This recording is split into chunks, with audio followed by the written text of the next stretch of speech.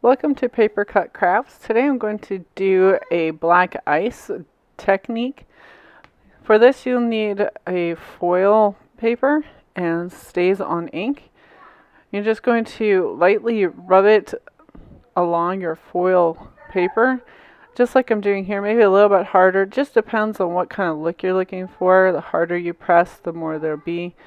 You'll want to do this to the whole paper. I like starting from one side and then rotating it over to do the opposite side. At this point I haven't actually tacked down my paper, but it would be a good idea to use a temporary adhesive on the back just to hold it in place so that your smears are straight. As you can see, I had trouble with it. Later on I did eventually put down some adhesive on my work area. The next step is to take your Versamark. This is the sticky clear ink that you would use for heat embossing. And that is what we're doing. We're going to emboss with clear embossing powder. So just like we did before with the smear of the StazOn, we're going to smear with the Versamark. Now the trick is not to overdo it, otherwise you'll have too much clear embossing on it that your stamped image that you will do as a last step will not actually show.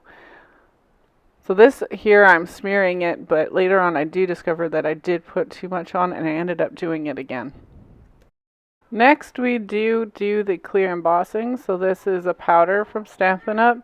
You're just going to sprinkle it. You can be as generous as you want, since it just sticks to the part that's sticky, and the extra you can just put back into your tub. And you're just going to put it over the whole image so you can see how much it is. Now you can tell that I have a lot on here.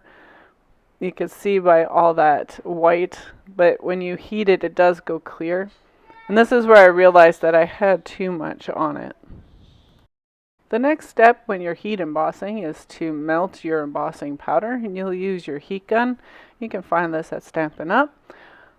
And you want to hold it about an inch or two away from your paper. Let it blow for a few seconds before you actually put it over top of your embossing. And then you're just going to let it blow over top of your paper, and you will see a color change in your embossing powder. So here are my two that I have done. The one on the left obviously was the too thick one, and the one on the right is a lot less of the embossing powder. So here I'm going to stamp the one on the right just to make sure that it is less and that the image does show through. And again, I'm using the StazOn and the same stamp set in pretty much the same spot. And as you can see, I do have more of an image showing up. So what the emboss does, it creates a resist, so it will not hold the ink because it is a smooth, shiny substance. You don't want it to be so solid that that image does not show up at all. So in this case, this is what I had to redo. And now I'm going to continue on stamping and finish out the image that I was originally trying to go for. And here's the final image that I wanted. This turned out so much better than the first one started as. It has that nice old world look to it, and then later I just matted it onto a piece of basic black cardstock for the finished card. Thanks for watching. Happy stamping.